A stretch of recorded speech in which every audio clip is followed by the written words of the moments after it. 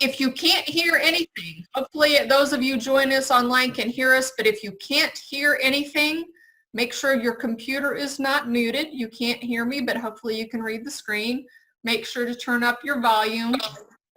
Sometimes rebooting helps, and sometimes I've had a few people that have had to change computers. So that'll give you some helpful tips for the future if you can't hear. Tonight's agenda, we had our networking from 6:30. We're going to try on all of our future Zoom meetings to log in a little bit early to help people get on and get everybody working, and to ask questions and take questions and just connect before the meeting starts. So our normal networking time is before the meeting, and we can sit and chat like we've been doing all evening. Mighty welcome. Then we're going to start with JD and Candace. Then we're going to turn it over to Jennifer, and then we'll go to Robert, and then we're going to end up with Julie. I was hoping we would be done by 8, but I'm going to bet we're going to go a little bit over, maybe 8:15, possibly 8:30 if we get really deep into it. I'm going to ask everybody to make sure you find your mute button. It's on your control bar, and there's a little microphone with a green bar bouncing up and down if you are not muted. So if you are just listening in, go ahead and click mute so that we don't hear your background. And Jennifer also asked me to remind everybody that if you have your video on and your microphone on and you are working from a phone or tablet that's portable, please do not take it into the restroom. I understand there's a video out there of a very unfortunate scene on a Zoom meeting where somebody took their phone to the bathroom. So just a warning. Good morning. We were asking about chat. If you have questions, especially if you didn't quite catch something or what was that link, you be sure to find your chat button. So from your control bar under the More tab with the 3 dots, you should be able to turn your chat on and off, and you can chat to everyone or to a specific person. So if you wanted to chat about me and I can't see it, you could just text somebody else or chat with somebody else instead of everyone, and I won't see it. Until I go download the chat, and then I'll know what you see. And I also wanted to remind everybody to join us at the April meeting on the 14th. It will be a regular normal meeting, just online. We're just adjusting it a little bit. We're going to change the networking and make it a little bit more formatted. Our lovely speakers are Jennifer Langston-Justus, McKaylee Beach, and Michelle Morgan. They all have different backgrounds and different aspects of real estate investing, and they're going to come share their stories with us, how they got started and what they think you should know about how they invest to help you get started or help you advance your real estate investing. And these are our guests. I'm going to kind of introduce them now all at once so that you don't have to hear a lot from me throughout the meeting. First up will be JD and Candace Asbell. Well, they have a monthly meeting just like we do. It's called Casey House Traders. Down on the plaza. It's a great meeting to go check out, but they are also longtime investors with Homevestors. And if you watch the news at 5 o'clock on the average night, you'll see them on television on their commercials. So great commercials, guys. I really like them. We always look forward to seeing JD and Candace on the news. And they also have a hard money lending company, and they also have a property management company. You'll see on their banners behind them. Jennifer Langston-Justus is coming to us with the Realtor perspective tonight, but she is also a real estate investor. Her bio told me that she started investing right out of high school and flipping houses. So I bet her friends thought she was completely crazy, starting flipping houses right out of high school. But it paid off because she has quite the portfolio now. I'm sure she'll tell you a little bit about that when she introduces herself. But she's also going to share it with us. She's a realtor and an advocate for private property rights with the Realtor organizations. So we're really fortunate to have her. And then Robert Long is the president of Landlords, Inc., and he is also a landlord. I bet he's been investing for quite a while too. I've been working with him as well as Jennifer on a lot of the issues in Kansas City with the healthy homes and also the KC Tenants Bill of Rights. And he's been very instrumental in helping to alleviate and make things less bad. So he will be giving us some of his perspective. And then we will end up with Julie Anderson. Attorney Julie Anderson has been getting a lot of questions about what to do with evictions and rent and mortgages. And am I essential? Do I have to stay home? Can I go to work? And so she's going to join us in the last half of the call to give us the most frequently asked questions she's getting and hopefully answer a lot of the questions that everybody's been having. So I am going to relinquish and stop sharing, turn it over to JD and Candace. They're already turned on, and I am just going to stop sharing mine. So JD and Candace, take it away. Tell us what you're seeing out there in the market and what you think is going to happen in the future, and give us a little bit about your background too. Okay, we'll start with our background. We started buying houses in the mid-90s, so that really dates us. We bought our first rental property in 1993. We've seen a lot of different things happen in the marketplace. You know, people always ask us about what we think is going to happen in the market, and we always say, you know, we don't really know. We try to be prepared, and we learn something each time. You know, 2008, 2009, we were a lot less prepared. I don't know what's going to happen to the price points of real estate this year and what this is going to do, but it will affect things. We primarily are in the rental property business. We buy houses to flip into our rental property portfolio, own a management company, and we also have a lending company. Our We Buy Ugly Houses brand, franchise we own, kind of supplies fuel for some of the other businesses. We've seen a slowdown in that business. We've seen a slowdown but we've seen a slowdown in people wanting someone to come to their house and walk through it. We're doing some stuff virtually, and but we feel like there's been a shock factor from about mid-month until now. There wasn't a day that there wasn't some announcement that freaked everybody out. So I remember 9/11. You know, things were just eerie. The country was kind of scared for a while. Not a lot happened anywhere. People were kind of shell-shocked. And I think that's what's going on now. People are all in wait-and-see mode. And, you know, no one really is real sure when this lockdown thing is going to end. So everybody's kind of waiting.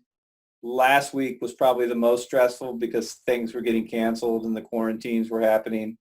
But we're seeing more optimism. We're seeing people realizing that, we still have family, we still have each other. People are finding other ways to have fun, and we kind of expect it to loosen up a little bit as the week that we in Kansas City, all this stuff was happening. I don't think we had a sunny day for about 8 days, and it just felt that way. I will say Candace can share a little bit about the real estate side. Houses are selling like crazy. And houses are renting like crazy. We're keeping things fully rented, and we're running out of things to sell. We are seeing some people. Some of our, we're taking care of our people, and if our people don't want to be here, we're not making them be here. We're setting it up for them to work at home. If our construction guys don't feel comfortable, they're not working. We're trying to take care of them as well. We wrote a letter for some of our crews that are out there working on houses. It just says, it's just a blank letter, and I'd be happy to share it, but Andrea put it together, but it's just says that I'm an employee of this company, or I'm a subcontractor of this company, Destination Properties, and I am working for them. They're keeping those in their trucks because they're a little worried about getting pulled over or questioned, because this is, it's a viable business. It's continuing to operate. But, everybody just, nobody really saw this coming, and so that's kind of where we are right now. Candace, you can add some stuff if you'd like. Yeah, I'd like to share that the last big thing that happened to us was 10 years ago, and you guys all probably remember that. Remember this, what that did for us and a lot of people. There's always opportunity. No matter what the market's doing and what's going on, there's always opportunity. And the fact is, people have to have a place to live. So we're definitely in the right business. 10 years ago, we weren't as prepared as we are now. It made us better. So it's such a great opportunity to learn from things. So if you're not quite as prepared, just make those changes so that the next time it comes that you're more prepared. Our businesses, some of them, like JD said, have slowed down, and we're not buying as many houses, and that makes sense. Although we are looking at houses and making offers, we're just not buying as many. All of our other businesses are skyrocketing. So, and like JD mentioned, every house we have on the market is just about all of them have sold. I mean, we put them on and they sell within hours. So it's a great opportunity. If you have houses, I say put them on the market. There's lots of things you can do, and I'm sure that a real estate agent will talk about that, but there's virtual tours. For us, all of our houses are vacant, so it's kind of a win-win for us. People like to walk through those. So that's been a real blessing for us. Just lots of contracts. Everything's going smoothly because everything's essential as far as the inspectors, the appraisers, the lenders. Everybody's still doing business. Don't get down. It's weird and it's strange. I feel like, you know, when you go out and you get groceries and people are like distancing themselves from you, it's a strange thing and it's very uncomfortable. But don't forget, again, and we've seen it, we saw it 10 years ago, there's so many opportunities when the market's down. There's opportunities to be better. There's opportunities for businesses to succeed. I mean, look out there how many businesses are just exploding because they're considered essential, right? And that's us. That's the housing market. So be safe, be considerate, follow the rules, follow what our leaders in government are telling us to do, and be careful and respect your employees, all of those that work with you and for you. But don't forget there's opportunities. We can still do business. And like I said, my pace of life has slowed down tremendously, and that's been hard because I'm used to going 500 miles an hour and I'm not anymore, but still doing a lot of business. So I'm looking at that as a true blessing that our businesses are essential. So don't forget that fact. Yeah, it's not the same. It's not going to go like it always has, but is that such a bad thing? I don't think so, because there's opportunities out there. The other thing I just wanted to say as far as our businesses go, you know, JD's always said since we started our businesses, do the right thing and let God do the rest. And that's basically true. I mean, that's it, right? Be honest, do the right thing, be respectful, follow the rules, but you can still run your businesses. And, you know, ours are going and they're going really well. It's crazy. There's an opportunity to be in the moment. And I was thinking over the weekend that I don't know how often I'm in the moment, or I've been in the moment for the last 20 years. I'm always striving. I'm always trying to get things. Now I'm actually cleaning out my garage, throwing stuff away, doing stuff. Just to be in the moment. I mean, you guys are doing the same thing in this real estate business. It's fast paced. Your phone rings all the time. If you don't answer, you're not making money. And it's given us an opportunity to kind of be more in the moment and be where we are. And, you know, instead of striving so much, maybe appreciate a little bit of what we have. How has your screening changed, knowing that anyone you put in a house might not be able to pay rent next month? We did implement something about a year and a half ago, and if Andrea's on here, she can talk about it a little more, but it's called Tenant Turner, and it's a self-showing system, and I don't know if you guys are familiar with it in our rentals. We are, and this is not answering your question, but we can actually get a tenant into a house without meeting them. We've got a system within that they can go look at the house. We can let them in the house. They have to provide some ID, and Tenant Turner and Show Mojo are two of the companies out there that do it. But that has really helped us. And during these times, people don't really want to meet a showing agent, so we're able to get people in houses. As far as screening, Andrea and Candace can answer that more.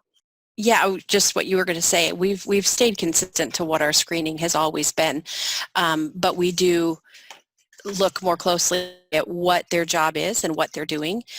If they're in a field, if they're a hairdresser or if they're a server and they're obviously not working right now, then we're going to be looking for some other source of income or some savings funds to ensure that they're able to cover their rent for the first couple of months while things are settling down. But we all know that this is a bump in the big picture of being landlords. And so be careful and look at what they have for the next couple of months. The big picture that we look at is what has their history been and how have they overcome challenges in the past? Because, if they're a server, if they're a hairdresser, if they're in a service industry, there's downs in those industries all the time. So what have they done historically to show that they can get through this time too? Excellent. Great information. So I want to thank you guys for sharing your insights. And I know it's just a short 10 minutes, but I really wanted to see what's going on in your world. And we're going to move on over to Jennifer now. Now let me see if I can share this screen. This goes right in with Candace.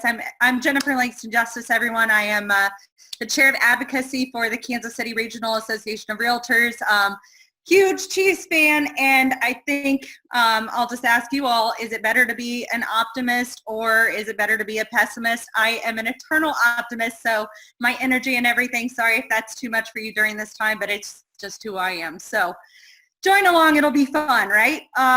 Candace, I really loved what you were saying because, can you all see this?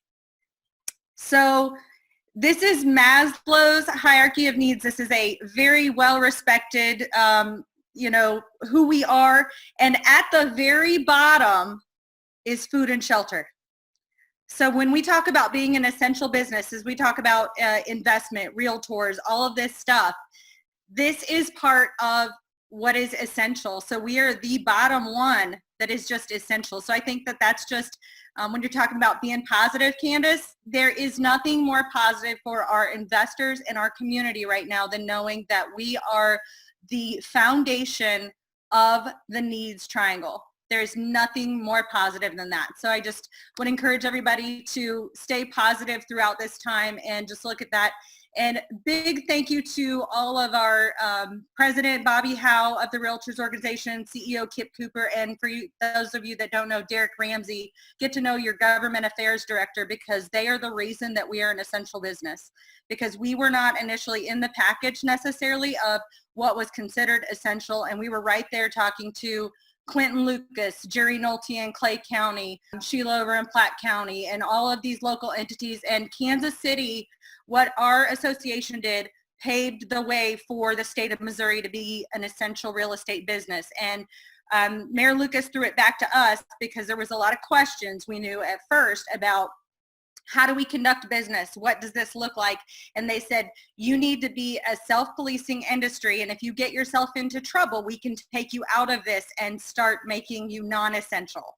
So I just would encourage everybody to do your safe practices. KCRAR, Kansas City Regional Association of Realtors, has put out a great piece that I'm happy to share with anyone, including investors that are showing property, because I would just encourage you to make sure you are practicing the safe principles. Make sure that you're sanitizing after somebody goes through. You'd hate to be the corridor that is that person that causes that big outbreak or that risk. So we're all just doing it. We were talking about some of those items JD and Candace have in place already. And what I did for my rentals right now, as well as all of my listings, is 3D Matterport tours. There's lots of different versions of that besides a 3D Matterport, but the companies are doing those now at a discount from what they were, because they are not listing as many homes and taking as many photographs as they were. So they are doing these at a discount, and this is an opportunity for you as an investor. If this is a buy and hold property for you, get that in your inventory, get that in your portfolio, because you will have that floor plan forever. And that is a very valuable piece that you can use in the future for your properties and for your tenants, because that's how we're doing so many of our showings right now, is through these 3D Matterports. But I'll just kind of echo what JD and Candace said. Yeah, it's slowed down a little bit. I have several sellers that are elderly that just don't want to take the risk right now, and so they have pushed those out 30, 60, or 90 days. Nobody had an emergency need.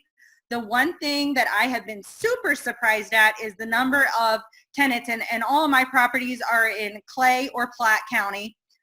We don't have anything that's less than a 3-bedroom, 2-bath, and $1,000 a month is kind of our threshold, just to kind of give everybody a picture of what our properties are. But the number of people that are still wanting me to jump up and come show them a property, or normally I have a showing agent that does it, but quite frankly, her husband was in Denver and he has a fever, and they're quarantined, so she can't help right now, because she would have loved to have been working, but she can't. So they really are inundating me with wanting me to jump up and come show them properties like right now. So I have kind of done a more stringent, I normally would not require someone to submit an application prior to going to the property, but I am asking them to do that right now just for our own health, safety, and welfare, and their consideration and our consideration, just that everybody's doing a little more due diligence during this time, and that we're practicing, you know, those safe showing techniques and whatever else we've got going on. But we have buyers. We had buyer close last week. We've got a buyer that's going to close early, actually. Our mortgage stuff, we are seeing the lower tier clients. We're seeing that mortgage secondary market tighten up, which is raising the cost on anybody that's stepping into that right now. So that is we're going to see more of that, I think, and that will become a challenge, which I think honestly will drive rents up even higher. I think we're pretty reasonable in Kansas City. I don't know what it's going to look like here in a while, because I think that the supply demand of this rental market is going to get even steeper, with less buyers being able to enter the market as easily as they have been able to in the past. And hopefully that will come back to the place that it was. But I don't fear anything as bad as 2008, because we were only at about half the starts of 2008 anyways. So it can only be theoretically half as bad. And I think if you're an investor, opportunity is the key word. Candace hit the nail on the head, but be patient and trust your gut. So don't just jump on the first deal that comes along if you don't think it's the right deal. Don't just jump on a deal to jump on a deal. Be patient, do your due diligence, and then you're going to come out with some really great stuff. This is kind of honestly what turned me into a buy and hold investor in 2008, because I was a flipper. That's all I was, basically, was a flipper with a lot of people that wanted me to help them buy houses, but I wasn't really honestly ready to be a client realtor. I was ready to serve myself and learn and make sure that I could be the very best. And then I had all these people wanting me to help them, but I wasn't ready for that at that point in time. So at the point that the market turned, flips weren't as easy to do because the money tightened up. I have a tremendous amount of my portfolio that is from that period of time still to this day. But I do echo what JD and Candace said. If you want to sell a house, it's still a great time, because so many people have pulled their house off of the market because they don't want the risk.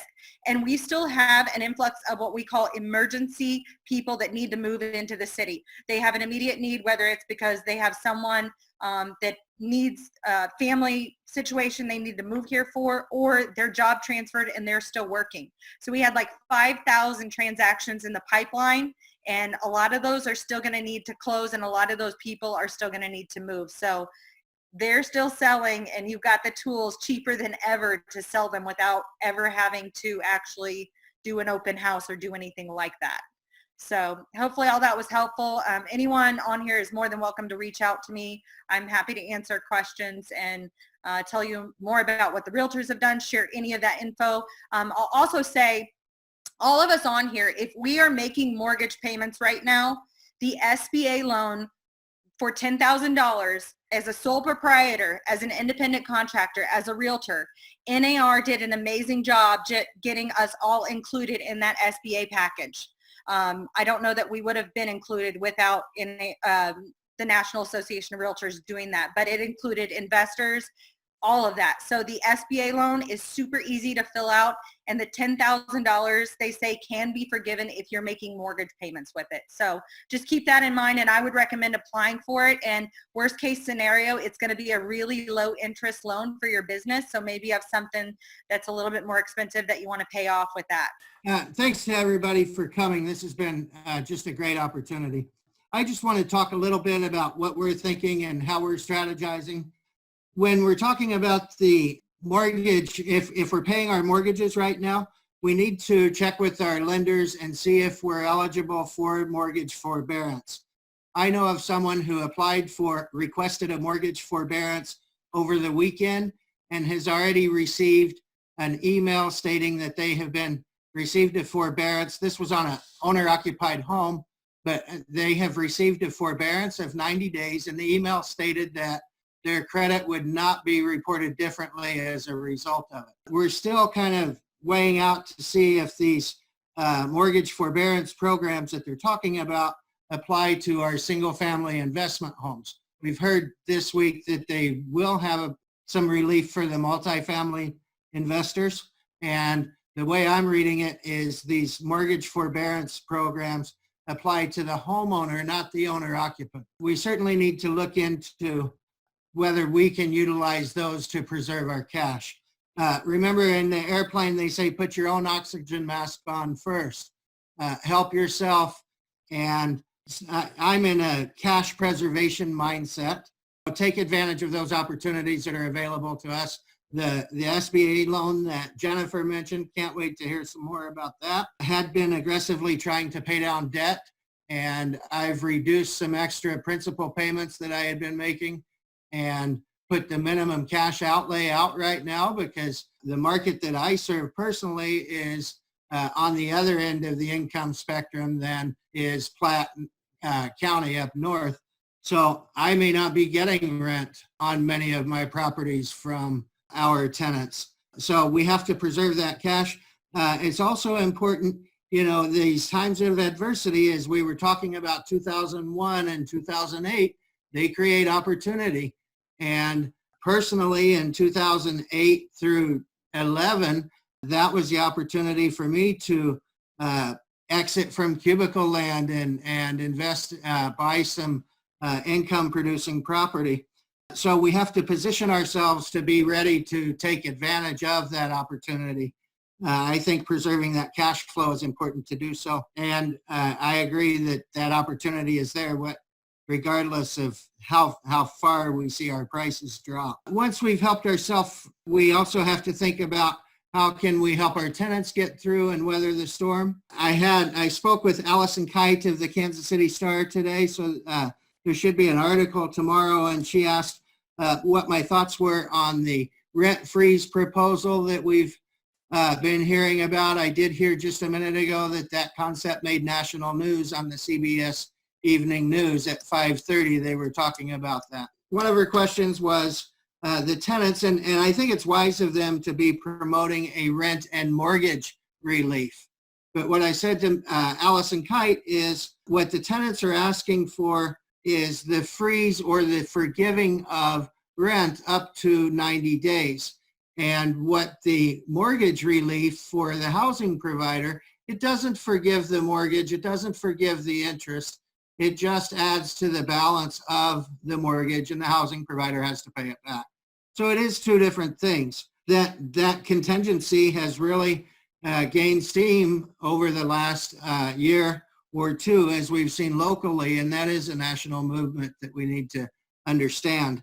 I also want to make sure and point out, make us all aware of the other groups that are fringe from this temporary rent freeze, if you will. There's a whole movement out there suggesting that people should have a rent strike, stop paying rent totally. There are Facebook groups, Evil Landlord, stop paying rent. I saw on the Evil Landlord group that they are taking letters that landlords have sent to their tenants and posting up the letter. And then somebody else in the group will find the housing provider's personal information and post that in the group to the public, which almost seems to be inciting some type of harassment. I'm very aware that we need to be aware of the information that we put out and careful about what it is we're saying as we're trying to make it through this crisis. In my side of town, I'm aware that we really will have residents who won't be able to pay their rent today and haven't paid their rent today. I've heard from at least one of our tenants has confirmed that he's unemployed. Some of our residents are working from home, and we're certainly happy to see that, of course. So I think that it's, as we're researching and mentioning programs that we might be eligible for and don't know about, we have to understand that our tenants are going through that same thing. And we all know that there are many times that we have to help our tenants locate resources that they need. And I think this is very important in this time to do so. Some of the examples of that is the gentleman that was laid off. One of the first questions I asked is if he needed assistance finding the information to file for unemployment. I asked that he let me know as soon as he knows whether or not he's approved or not. When he found out he wasn't approved, I encouraged him to file the appeal. And I explained to him that we'll work with you as long as we see that you're going through the things to help yourself and you communicate with us. So, we'll be keeping an eye on that. We told that gentleman and have told those who we're doing no late fees for the month of April. We've told those who can show us that they've been impacted by the coronavirus that we will work with them on waiving late fees and payment plans and help them locate resources. Some people are applying their relief policies, whatever they may be, across the board, and some people are applying them to people who can verify that they've been affected by the coronavirus. It's important to understand that there are at least a half a dozen different ways somebody could be affected financially by the virus. If you're using that, we're encouraging a fairly broad interpretation of whether or not somebody is financially affected by the virus, because quite frankly, who isn't? We did a piece on Landlords, Inc. about tips for housing providers and suggested various things as to waiving of late fees, offering payment plans, even discount of rent. We've heard of people doing that. I've caught some flack over making such a suggestion. The one thing I do know, we all have a different capacity to absorb and help our residents get through this and help our neighbors and the rest of society get through this, right? So we all have a different capacity to absorb this challenge and to do what we can to help others. Some people may not be able to discount rent. I know that every house that I have has a mortgage and 70 or 80% of the expenses are eaten up. We do all have the opportunity to do something and to continue to show and treat our residents with the same respect with which we treat them every day, and even more so in this crisis. We're just encouraging people to work with their residents. As we're working, we've all talked about we're an essential service. We need to remind our staff and again, give a little flexibility with our residents as to whether or not they want us in their home, and will act out if he thinks that our industry is acting out of line. And it's easy to get shut down, but we are an essential service. We have to go about our things and evaluate whether or not we should be out doing certain things. This is an opportunity for us to work on the severe image problem that we've had, especially considering that our information is getting shared.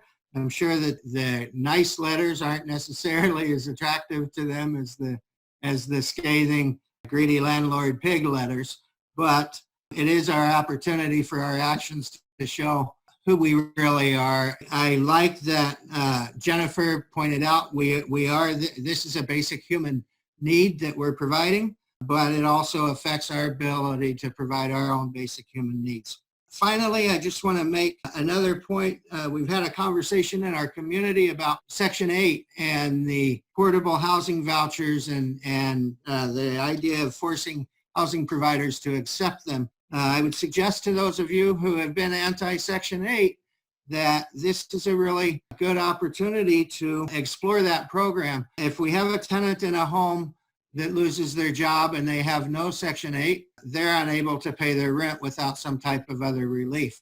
If we have a tenant in our home and they're working and they're paying whatever, $200 of their $800 amount rent, and Section 8 is paying the rest, they lose their job, they go to the housing authority and report their change of income, and within the next month, the housing authority is now paying the full amount of rent. So that's an insurance policy. We've heard a lot about the negative aspects of the housing authority. Several of us from the KC Regional Housing Alliance recently met with the director of housing authority and have laid out some concerns to them. They have promised to have quarterly meetings for us to share our challenges of working with their program. And I think those of us who are concerned about putting somebody in a home right now and their ability to pay the rent, it's certainly worth taking a second look at the housing voucher program. Again, with Landlords, Inc., if anybody needs any information, feel free to contact me. We'd be happy to share it.